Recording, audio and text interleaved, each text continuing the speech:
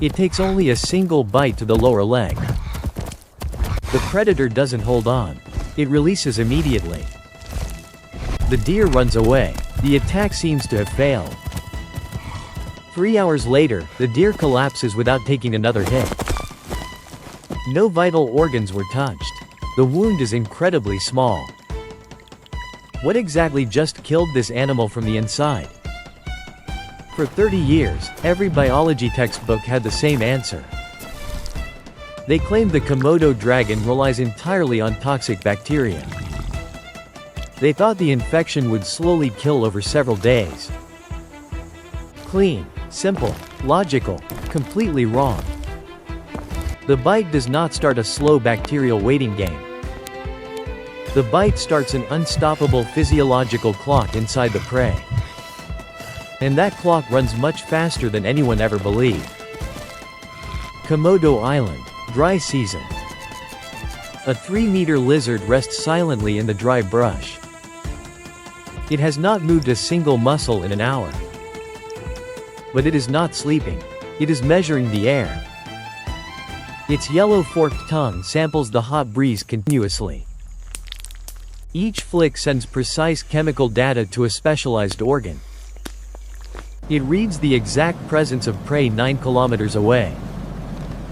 Suddenly, the massive reptile moves, bursting forward at 20 kilometers per hour from total stillness. The first violent contact with a deer lasts 4 seconds. The dragon bites low, tears the flesh, and pulls back. The deer runs in panic. The dragon just watches. This exact moment confused wildlife researchers for over 3 decades. Why stop hunting? Why let the heavy meal escape? The answer changes everything we know about this ancient predator. In 2009, researchers put Komodo skulls inside advanced MRI scanners. What they found rewrote biological history permanently for this species.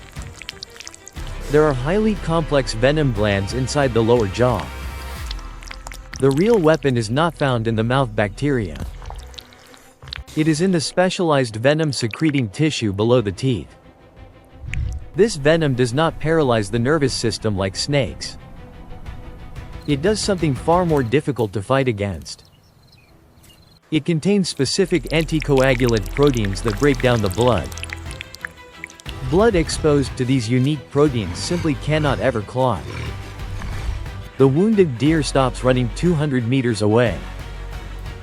The pain is manageable, but the leg wound is not closing. Every heartbeat pushes vital blood pressure through an open tear. The dragon is not waiting for a slow bacterial infection. It is waiting for the blood pressure to drop completely. That is a completely different calculation for a hunting strategy. The bacteria story survived for 30 years because it felt right. But the bacteria are just a consequence of its diet. They are not the main weapon. They are just a byproduct. But here is what the bacteria story explained away incorrectly. Why does a Komodo dragon sometimes follow its prey endlessly? The original answer said it was tracking the spreading infection. The real answer is that it is tracking blood pressure. A deer bitten near the femoral artery loses pressure faster. A deer bitten on the lower leg takes several hours. The dragon's forked tongue continues sampling the air throughout the wait. It is not just guessing. It is actively measuring data. When the chemical signature changes in the air ahead. When the prey's movement slows down and eventually stops. It knows the anticoagulant has done enough internal damage. This is a precision tool. It is not a blunt instrument left completely to chance. But the anticoagulant venom alone does not explain the full picture. The venom also contains compounds that cause rapid vascular vasodilation. Blood vessels near the bite wound widen and open up. Blood pressure in the surrounding tissue drops incredibly fast. The body cannot compensate for this rapid loss of pressure. The prey goes directly into a state of hypovolemic shock. This is the exact physiological failure that ends a surgery. The dragon has no surgery. It has its venom glands.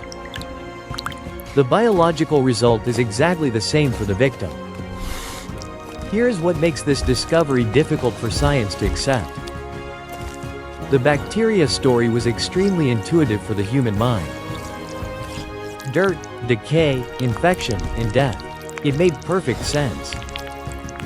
The venom story requires understanding complex anticoagulant cardiovascular chemistry. It requires knowing what rapid vasodilation does to an animal. It is the less cinematic explanation, but the accurate one. Science chose the cinematic explanation first for over 30 years. Back on the island, the dragon is still reading what the hot air contains. Every single Komodo dragon on this island operates this way. They are tracking a physiological process that has already begun. Look back at the original bite from earlier today. 4 seconds. A leg wound. The prey easily escapes. From the outside, the dragon lost the fight immediately. From the inside of that wound, the lethal process started.